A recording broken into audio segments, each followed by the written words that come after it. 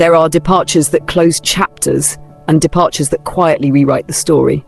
Olivier Rousteing leaving Balmain after 14 years is both an end to an era that he authored and simultaneously a new blank page for a house that weathered his entire creative life. This moment asks us to look closely at the work he did, the cultural rupture he engineered, and the questions his exit now forces Balmain, and fashion at large, to answer. When Rousteing arrived as a 24-year-old, he didn't simply inherit a couture label, he inherited a set of codes.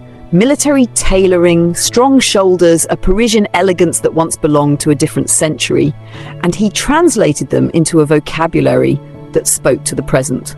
What made his tenure remarkable was not a single silhouette or a single hit collection. It was a sustained, sometimes audacious reinterpretation of what a modern luxury house could be. He brought celebrity, spectacle, digital fluency, and a kind of democratic glamour to a brand once known for aristocratic restraint. He made Balmain into a cultural event, not merely a seasonal delivery. Rousteing's Balmain did three important things for fashion.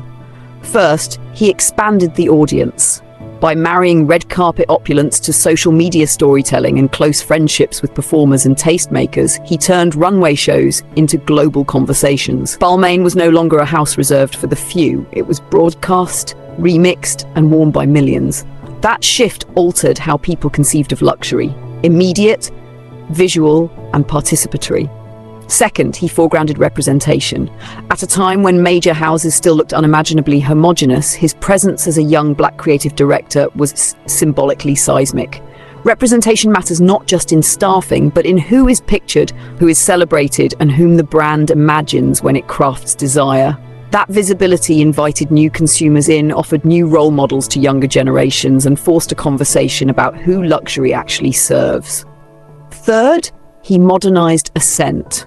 Rousteing's Balmain blurred the lines between couture moments and commercial scale, capsule collaborations, highly visible celebrity dressing, and an aesthetic that could travel from the runway to a music video overnight. That agility was a commercial superpower in an era of attention markets. But with innovation comes trade-offs, and the last 14 years have also taught us a few hard lessons: scale, stewardship, and the long game of heritage. One immediate tension is between spectacle and sustainability of craft. When a brand becomes an entertainment engine, production pipelines accelerate.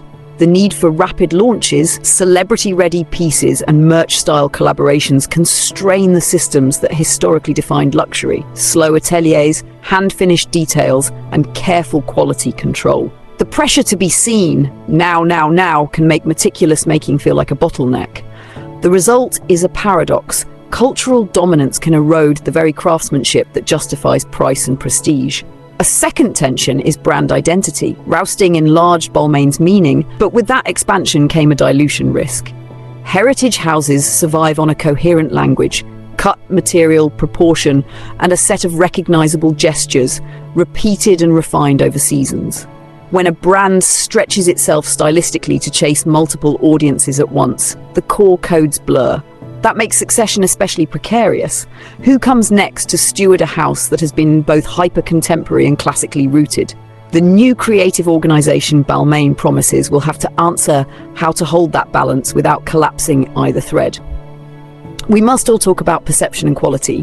When a label is aspirational and ubiquitous, the consumer's microscope intensifies.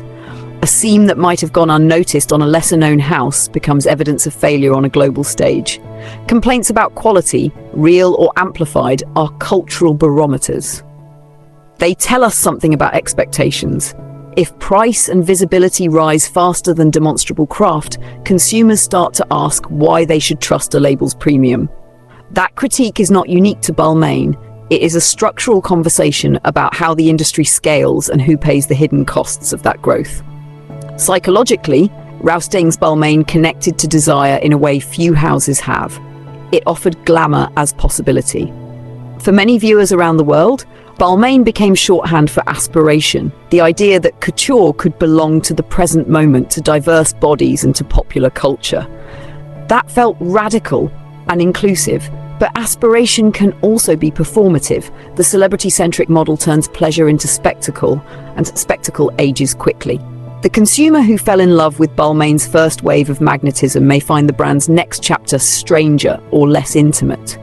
That human relationship with a house, affection mixed with expectation, is why this transition matters so much. Rousteing's legacy is not a neat tally of hits and misses, it is plural. He modernized Balmain's voice, made luxury feel participatory, and opened the gate for new kinds of visibility in fashion's upper echelons. He made the brand feel like a party everyone wanted to be in. For a generation that lives in screens and seeks immediate cultural currency, that mattered. At the same time, his departure forces a necessary industry conversation. How do houses balance cultural relevance with the slow, painstaking labor of making things that endure? How do we reward designers for bringing brands into the moment while ensuring the ateliers that anchor heritage are nourished, not eclipsed? How does a house maintain trust when its image is broadcast at scale and every misstep is global? There is also the human story. Creative leadership is not only about runway applause, it's about years of negotiation with shareholders, buyers, ateliers, and clients. It's about reconciling commercial targets with artistic truth. It's about knowing when to sprint and when to preserve. Rousteing's exit is a reminder that creative directors are stewards, not just celebrities. When that stewardship is over, the work of translating a brand's past into its future continues for someone else. So what should we expect? We should expect a period of reckoning, public and private. Balmain will define an interim strategy. Who will shape the house's next voice? How the atelier work will be protected? And how the commercial operations will align with a distinct creative narrative. The choice will be structural as much as aesthetic. The new leadership will need to reconcile the house's global popularity with the discipline of craft and to speak to both long-time clients and the global audience Rousteing mobilized. And for the industry at large, this moment is instructive. It's an invitation to imagine succession, not as replacement, but as stewardship, to protect ateliers, to ensure quality metrics are not sacrificed for viral moments, and to celebrate leaders who can hold both cultural relevance and artisanal integrity. It's also a reminder that representation, one of Rousteing's most profound contributions, must be embedded systemically, not dependent on a single brilliant figure. As viewers, collectors, and curious citizens of fashion, our role is to demand the fullness of what luxury promises.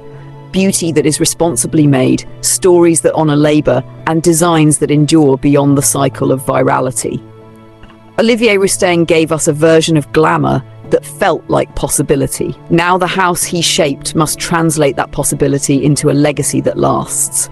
There will be arguments about what he did well and what could have been different. There will be nostalgia, critique, and fervent hope. All are valid. The healthiest response is not tribalism for or against him, but a clear-eyed evaluation. Celebrate the doors he opened and insist that the work of craftsmanship, governance, and authenticity continues. Stronger, fairer, truer. In the end, Rousteing leaves a mark that is unmistakable. He reminded the fashion world that luxury can belong to a broader conversation about identity, culture, and modern visibility. The next chapter of Balmain's story will reveal whether heritage and modernity can live together sustainably, and whether the house that made so many feel seen can now make them feel secure in what they buy. We will be watching.